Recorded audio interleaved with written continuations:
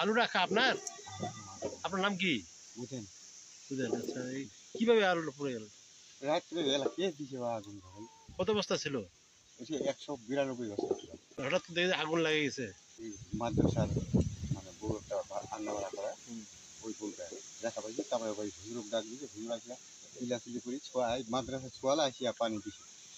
আমরা পানি দিয়া কিছু জমাইছে, তারপর মোটর স্টার্ট করি, তারপর পানি দিন আর কি তামান গেলাম প্রায় তিনটায়।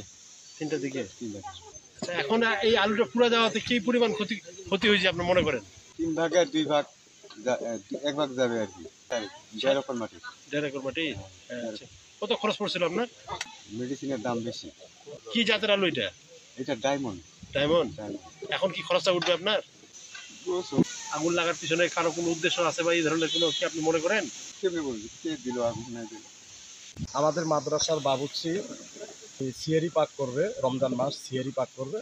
ওই মুহূর্তে পাকঘর থেকে যে আলুর বস্তার মধ্যে আগুন লাগছে, তখন উনি আমার বাসায় গিয়ে যখন আমাকে ডাক দিল, তখন আমি আসলাম। আসার পরে চিল্লাচিল্লি করে আমরা মাদ্রাসার বাচ্চা সহ গ্রামের মানুষ সহ তখন বালতিতে করে যাই, যেটা বালতি মগ আমরা নিয়ে এসে পানি ঢেলে দিয়ে তারপর এই আগুনটা আমরা নিব।